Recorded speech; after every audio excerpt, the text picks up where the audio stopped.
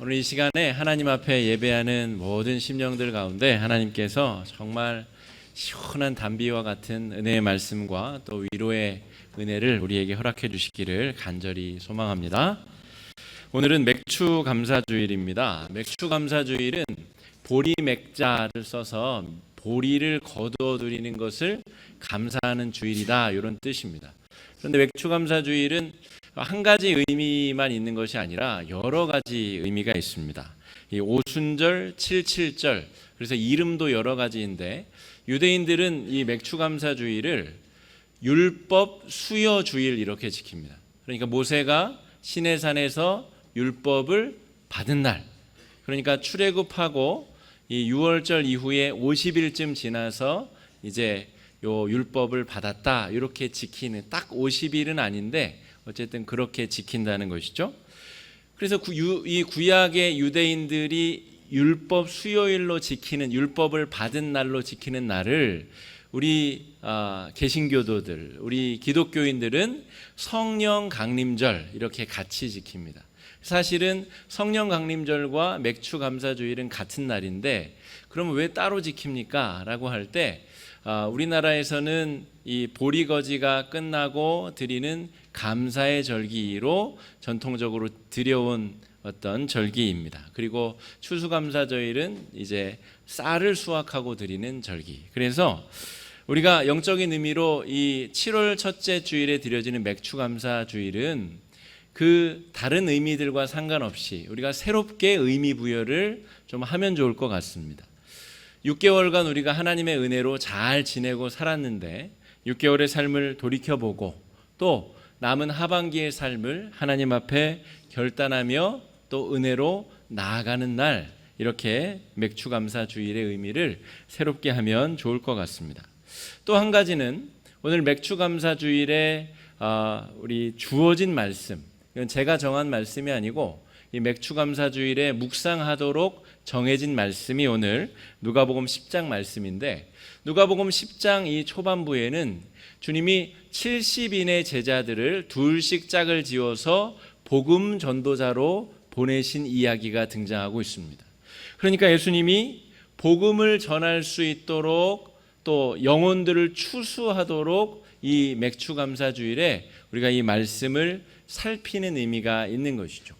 6개월간 돌아보시면서 우리가 주님의 은혜를 어느 정도의 값어치로 생각하였는가, 그리고 우리 주변에 있는 많은 사람들에게 우리가 느낀 그 은혜와 사랑과 그 감사를 복음을 전하는 행위로 얼만큼 우리가 실천하고 복음을 전하였는가.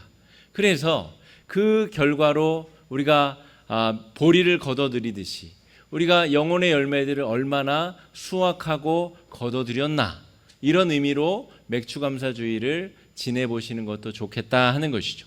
특별히 오늘 우리가 맥추감사 헌금으로 드리는 것은 다음 세대와 우리 교육부서 자녀들을 위해서 쓰이는데, 우리 믿음의 자녀들을 우리가 관심을 가지고 잘 투자하고 양육하여서 믿음으로 씨를 잘 뿌렸나, 그리고 그 자녀들이 믿음의 싹을 틔우고 믿음의 열매들을 잘 연결어가고 있는가 살펴봐야 된다는 것이죠. 저희 그 앞마당에 이제 방울토마토를 심고 지금 막 자라고 있는데, 한날은 제가 빨갛게 익은 것들을 좀 수확을 해서 가져갔더니 혼났습니다. 아직 덜 큰 것을 땄다. 그래서 더 있으면 더 이렇게 연글고 크게 됐을 때에 이렇게 따는 게 맞다고 그러네요. 그러니까 우리가 씨를 뿌리고 6개월간 살았을 때에 하나님이 주신 축복의 의미를 되새기는 것도 중요한데, 받은 은혜를 전하고 나누었는가, 그리고 전하고 나눈 그 열매들이 과연 얼마나 되는가를 이 추수감사절 때는 살피는 것이 중요하다라고 하겠습니다. 여러분, 본문 속에서 예수님은 70인의 제자들을 둘씩 예수님이 가실 곳을 미리 제자들을 파송하여서 그들로 하여금 병자들을 고치게 만들고 자기들이 예수님께 보고 들은 바를 전하도록 말씀하십니다. 그런데 그렇게 보내시면서 하시는 말씀이 3절에 보면 갈지어다 내가 너희를 보냄이 어린 양을 이리 가운데로 보냄과 같도다. 어린 양을 이리 가운데로 보내면 어떻게 되겠습니까? 찢겨지고 잡아먹힘을 당하겠죠. 그런데 그렇게 보이는 위험한 일을 예수님이 70명의 제자들에게 지금 가라, 내가 너희와 함께 할 것이고 너희가 해야 될 분명한 일이 있다라는 마음으로 보내고 계시다라고 하는 것입니다. 복음을 전하는 일은 매우 위험한 일입니다. 왜냐하면 복음을 듣는 사람들의 세계관과 가치관을 바꾸는 일이기 때문에 그렇습니다. 그러니까 복음을 전하는 이가 복음을 듣는 이들의 세계관과 가치관을 바꾸어내기 때문에 그들의 마음이 불편해지고 그들이 공격적으로 나올 수도 있고 그들이 폭력을 행사하여 심지어 죽음을 감수해야 될 정도로 위험스러운 일이 복음을 전하는 일이다라고 하는 것이죠. 예수님도 그러한 내용을 잘 알고 계시지만 70인의 제자들을 보낼 수밖에 없는 그런 상황입니다. 오늘 상황이. 강변북로를 타고 일산 쪽으로 가다 보면 양화대교에 조금 못 미쳐서 절두산이라고 하는 곳이 있습니다. 우리 양화진 외국인 선교사 묘지들을 가보신 분들은 덜어 계신데 그 옆에 있는 이 절두산 천주교 성지를 가보신 분들은 많이 없습니다. 두 개가 붙어 있습니다. 거기가 원래는 잠두봉이라 그래서 이 누에고치가 고개를 딱 치켜든 모양의 산이다라고 하는 잠두봉이었는데 이 절두산으로 사람들이 그렇게 부르게 된 계기가 있었습니다. 이곳은 원래 너무 아름다운 곳이어서 이 조선의 문인들이 그림도 그리고 시도 쓰고 거기서 배를 띄우고 놀고 하던 곳입니다. 그리고 중국에서 사신들이 배를 타고 이 김포에서 쭉 올라오면 거기다가 환영하는 배를 띄우고 이 사신들을 환영하는 그런 곳이었다라고 하는 것이죠. 그런데 1866년 우리 흥선대원군이 아주 이 쇄국 정책을 강하게 펼 때에 거기서 천주교인들 8,000명의 목을 뱁니다. 그래서 온 한강수가 핏빛으로 물드는 그런 일들이 펼쳐지게 되죠. 그리고 12명의 이 프랑스 선교사들 중에서 9명도 그 자리에서 목숨을 잃게 됩니다. 용케 살아남은 선교사 한 명이 도망쳐서 프랑스 함대를 이끌고 오죠. 그것이 바로 유명한 병인양요 사건이 되겠습니다. 그러니까 선교사들이 복음을 전하고 그 복음을 믿는 자들의 가치관이 변화되는 것이 그렇게 많은 순교자들을 낳아내는 죽음의 결과를 창조해내었다라고 하는 것이죠. 그러니까 복음을 전한다는 것이 얼마나 위험한 일인가. 상대방의 가치관을 흔들어 놓고 바꾸는 것. 왜 그렇게 천주교가 그럼 미웠을까요? 천주교는 지금은 조상 제사를 허용합니다. 우리 1960년대에 제2차 바티칸 공의회 때 그것을 허용하도록 교황이 교지를 내리면서 이제는 각 문화에 맞게 제사를 드려도 되고 이렇게 그 전에는 조상 제사를 드릴 수가 없는 거예요. 우상 숭배이기 때문에. 그래서 이 조선왕조 500년의 근간을 흔드는 제사를 드리지 않는 족속들, 이 신문물이 사람들을 그렇게 오염시켰다는 것이죠. 그리고 하나님 아래 모든 인간이 평등하다는 이 천주교의 기독교의 평등사상, 성서의 사상, 그리고 이 남녀가 동등하게 존귀하다라고 하는 이 사상이 유교 전통 속에서는 받아들일 수가 없었던 것입니다. 그리고 흥선대원군은 이 사회를 어지럽히고 혼란시키는 천주교도들을 잡아 죽일 수밖에 없었던 것이죠.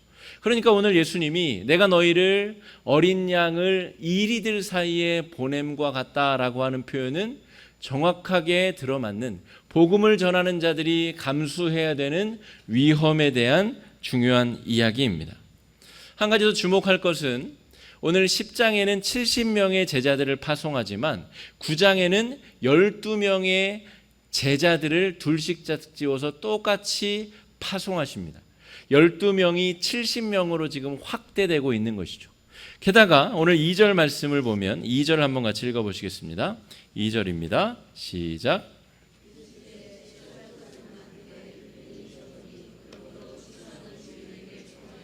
추수할 일꾼들을 보내주소서 하라.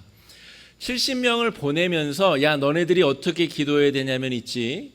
추수할 사람들이 너무 많은데 추수할 일꾼들이 적으니 일꾼들을 더 보내주시옵소서 그렇게 기도하여라. 그러니까 지금 예수님은 12에서 70명으로 70명에서 더 많은 사람들로 복음 전도자들을 확대시키고 있다라고 하는 것이죠. 그러니까 여러분 복음을 증거하는 일은 저 목숨 걸고 생계를 다 내어 맡기고 선교지에 나가서 선교하는 선교사님들만 하는 것이 아니다라고 하는 것이죠. 목사나 장로님들이나 중직자들만 복음을 전하는 것이 아니다라고 하는 것이죠.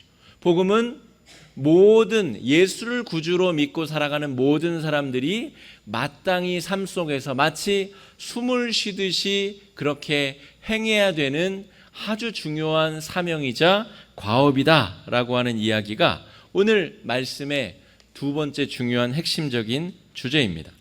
주님이 복음의 이 확장성과 복음의 이 시급성, 복음이 얼마나 시급히 전해져야 되는가, 그리고 모든 사람들에게 전해져야 된다라고 하는 시급한 이야기를 오늘 누가복음 10장에서 하고 있는 것입니다.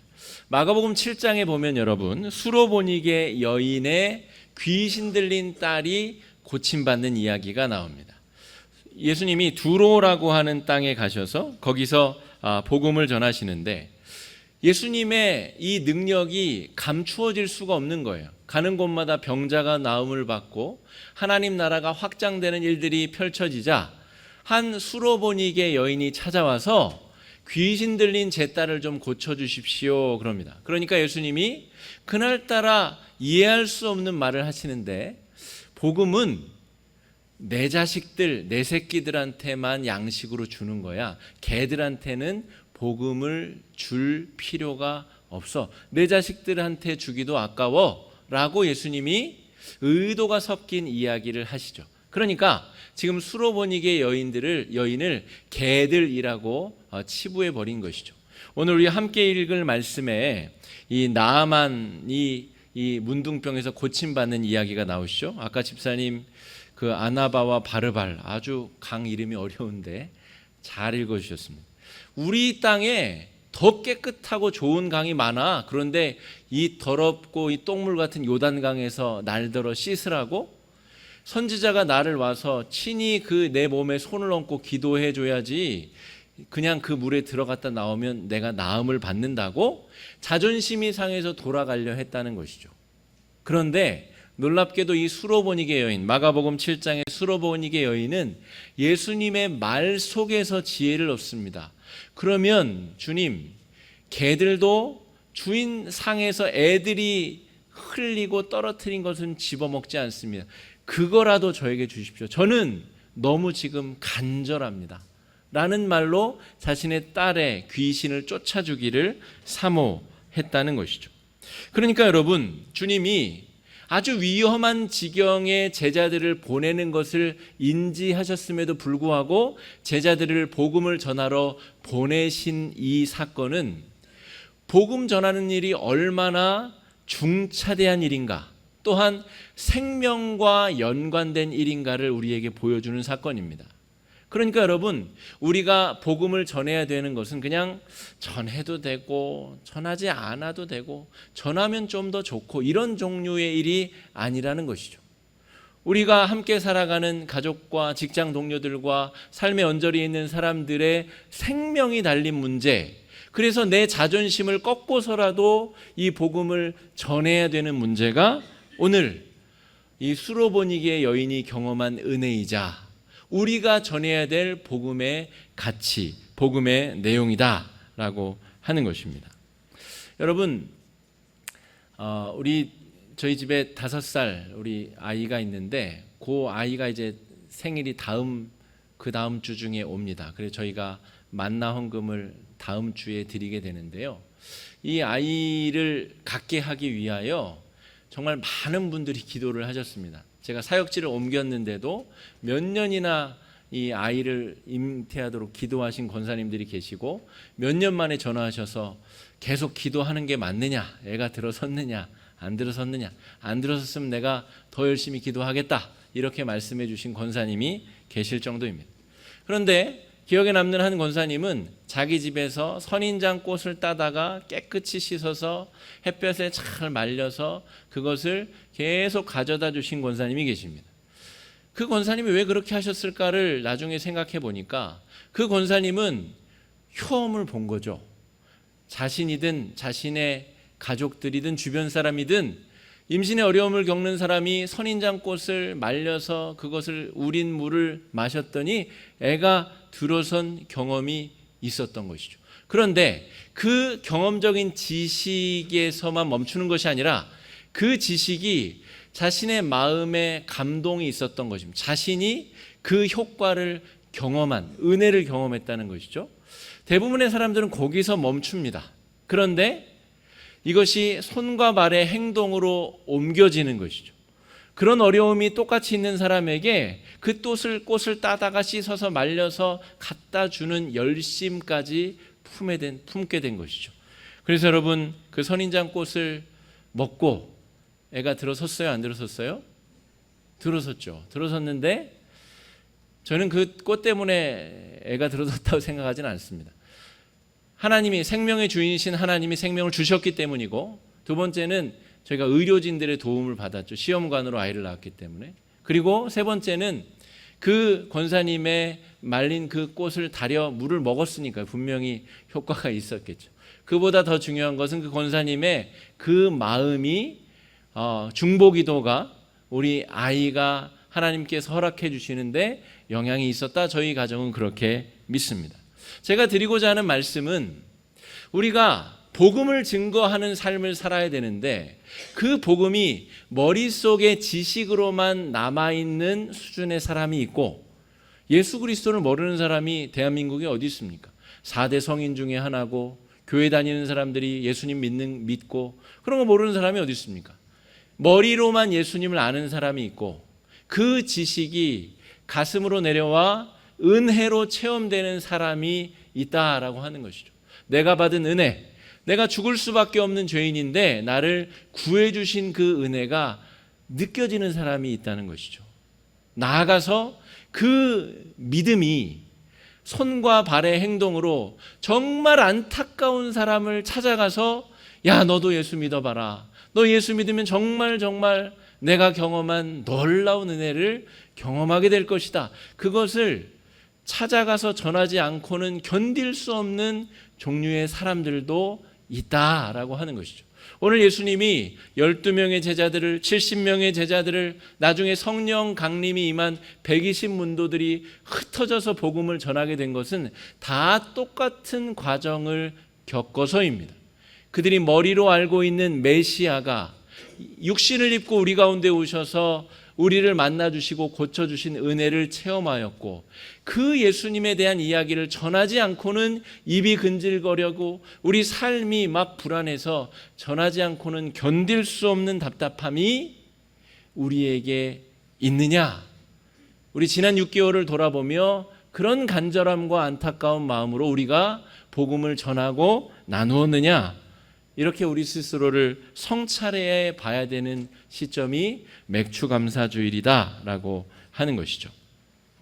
여러분, 그 선인장꽃을 따다 주신 권사님의 사건과 정반대로 머리로 제가 이해한 예수님을 복음을 전해보려 했을 때에 처한 난처한 상황도 있습니다. 제가 중학교 3학년 때 우리 담당 교역자가 김광기 전도사님인데요. 그분이 지금 목사님이 되셔서 목회를 하고 계시죠. 그런데 그 전도사님은 노방전도를 좋아하셨어요. 그래서 우리 중고등학교 학생들을 데리고 제가 우이동에 살았는데, 그때 강북구 우이동에 그린파크라고 하는 조그만 유원지가 있습니다. 그 유원지 앞에 이 학생들을 일렬로 쭉 세워두고 우리 청년부 선생님이 기타를 치면서 이렇게 찬양을 하면 찬양을 한 4-5곡 부르고 전도지를 나눠주고 이제 비닐봉지랑 젓가락을 들고 이제 동네를 청소하고 중보기도하고 이렇게 마치는 것을 거의 매주 토요일마다 했습니다. 근데 그때 이제 찍힌 사진들, 그리고 그때 제 경험들을 돌이켜보면, 제가 그때 찬양을 어떻게 했냐면, 청년부 선생님이 찬양을 막 하면 제가 이렇게 이렇게 찬양했습니다. 정말 하기 싫은 거예요. 정말. 이거 아는 사람 만나면 어떡하지? 내 친구 지나가다가 나를 보면 뭐 어떻게 하지? 이런 생각으로 정말 그 행동이 하기 싫었습니다. 거기서 마치고 나서 쓰레기 줍는데 제가 집에 돌아가서 저희 집 주변에 있는 쓰레기를 그렇게 주웠을까요? 쓰레기 버리고 다니죠. 중학교 3학년이. 그런데 거기서는 제가 그렇게 쓰레기를 줍고 그게 마치 정말 내가 경험한 예수님을 잘 나누는 행위인 것처럼. 그런데 돌이켜보면 그 당시에 저는 예수님에 대한 이야기를 머리로는 들어서 알지만 내가 그것이 은혜로 내가 죄사함을 받는 충만한 은혜로 경험되지 못한 상태에서 그저 시키니까 끌려나가서 복음을 전한 그런 사건이었습니다. 그런데 마음으로도 믿어지지 않는 그것을 행동으로 옮기려 하니까 제 행동의 결과가 이렇게 나오는 것이죠. 전혀 마음에 동의가 되지 아니하는 찬송, 전도지를 나눠두고 이렇게 쓰레기를 청소하는 행위로 드러났다라고 하는 것이죠. 여러분, 우리가 복음을 증거하기 위해서는 우리가 먼저 머리로 아는 예수님이 우리의 믿음으로 우리를 구원해 주신 그 십자가의 능력으로 우리 마음에 믿어져야 되고, 그것이 믿어지는 그 강도만큼 우리는 전하게 되어 있습니다. 은혜가 느껴지는 만큼 전하고 싶고 나누고 싶어지는 것이지, 그냥 벌 받을까 봐 축복받기 위해서 억지로 하는 전도는 사실상 제가 중학교 3학년 때 경험한 그것과 크게 다르지 않다라고 하는 것이죠. 오늘 예수님은 복음을 전하러 떠나는 사람들에게 이렇게 가르치십니다. 5절에 보면 어느 집에 들어가든지 먼저 말하되 이 집이 평안할지어다 하라. 어느 집이든 가서 복음을 전할 때 너희가 할 말이 무엇이냐면 이 집이 평안할지어다. 이 얘기는 무슨 말이냐면 예수 그리스도를 만나고 우리 마음이 평안을 얻은 만큼 우리도 다른 이들에게 평안의 복음을 전할 수 있다는 것입니다. 예수님을 나누고 전하는 것은 평안을 전하는 것입니다. 평안하다는 것은 무엇이죠? 평안치 못한 것들이 제거된 상태를 말합니다. 성경이 말하는 평안은 하나님을 섬기는 상태, 하나님을 경외하는 상태가 평안한 상태입니다. 그런데 많은 사람들은 하나님을 섬기는 그 자리에 우상을, 다른 것들을 채워넣고 다른 것들을 치장하느라 평안을 잃어버린 상태를 살아가고 있죠. 그들에게 예수 그리스도의 이름, 그 평안의 복음을 전해야 된다라고 하는 것이죠. 9절과 11절을 보면 복음을 전하는 자들이 가서 복음을 전할 때, 평안을 선포할 때에 그들을 받아들이는 사람들에게 해야 되는 말이 있습니다. 9절을 보시면 거기 있는 병자들을 고치고 또 말하기를 하나님의 나라가 너희에게 가까이 왔다 하라. 11절은 평안을 전하는 제자들을 받아들이지 않는 사람들에게 해야 될 말이 써 있습니다. 11절입니다. 너희 동네에서 우리 발에 묻은 먼지도 너희에게 떨어버리노라. 그러나 하나님의 나라가 가까이 온 줄을 알라. 사실상 똑같은 이야기를 하라는 말입니다. 하나님의 나라가 가까이 왔다. 이 시점은 누가복음 10장은 아직 예수님이 십자가에 달려 돌아가시지 않은 시점입니다. 그러니까 하나님의 나라라는 것은 예수님의 십자가의 죽음과 부활, 그리고 성령의 강림 사건을 총칭하여 하나님의 나라라고 예수님은 부르고 있습니다. 이제 곧 내가 십자가에 달려 죽을 텐데 그 십자가의 죽음이 너희를 구원할 것이다. 나는 너희들을 대신하여 부활의 첫 열매로 죽음을 이기고 부활할 것이다. 그리고 성령께서 너희 각 사람 마음 가운데 오셔서 너희를 다스리실 것이다. 이 내용이 하나님 나라의 본질, 하나님 나라의 중심된 주제다라고 하는 것입니다. 그러니까 복음 전도자들이 해야 될 일은 무엇이냐면 평안을 전하되 평안을 얻게 하는 방법은 단 한 가지, 예수 그리스도의 십자가 사건을 이야기하는 것입니다. 그러니까 여러분, 내일부터 시작되는 한 주간 동안 복음을 전할 사람들을 물색해 보시고 그들에게 복음을 전하실 텐데, 여러분 교회 나가봐, 그러면 좋은 일 생길 거야, 그런 이야기도 물론 필요한데 더 본질적으로 정확한 얘기는 예수 그리스도의 십자가 사건을 전하는 일입니다. 하나님이 당신을 사랑하십니다. 그리고 당신을 얼마나 사랑하셨든지 당신을 대신해서 십자가 위에서 죽고 부활하셨습니다. 당신이 그 예수님을 만나면 정말 좋겠습니다. 나는 그 예수님을 만나고 이렇게 내 마음이 평안을 얻게 되었습니다. 그 소식을 전할 수 있게 되었으면 좋겠습니다. 여러분, 우리는 주님께 그러한 사명을 부여받은 제자들입니다. 우리가 있는 곳에, 우리가 머무는 곳에 누구를 만나든 그 사람들에게 이 평안의 복음을 전할 의무와 책임을 가진 사람들이다라고 하는 것이죠. 여러분, 하나님께서는 우리에게 생명을 선물로 허락하여 주셨습니다. 그 생명을 받은 자는, 그 은혜를 경험한 자는 그 은혜를 나누지 않고는 견딜 수 없는 이 복받침이 우리 가운데 있는 사람들입니다. 다가오는 한 주간 동안 그 은혜와 사랑을 전하고 나누실 수 있게 되기를 간절히 소망합니다. 위험을 무릅쓰고 복음을 전하는 자들에게 하나님께서 어떻게 축복해 주시고 위로해 주시냐면, 전도하고 온 사람들이 돌아와서 하는 보고의 내용들을 살펴보면 17절 18절에 70인이 기뻐하며 돌아와 이르되 주여, 주의 이름이면 귀신들도 우리에게 항복하더이다. 예수께서 이르시되 사탄이 하늘로부터 번개같이 떨어지는 것을 내가 보았다. 어린 양이 이리들 가운데 가는 것처럼 불안해 보이지만 하나님께서 그들을 지키시고 돌보시고 전할 말을 입에 넣으시고 그들을 보호하시고 함께 해주신다는 위대한 약속이 예수 그리스도의 이름에 들어있다는 말입니다. 다가오는 한 주간 동안 힘차게 복음을 증거하시고 마귀가 하늘로부터 번개같이 떨어지는 것을 여러분 목격하실 수 있는 귀한 한 주가 되시기를 간절히 축복합니다. 이 시간에 말씀 의지해서 함께 기도하시겠습니다.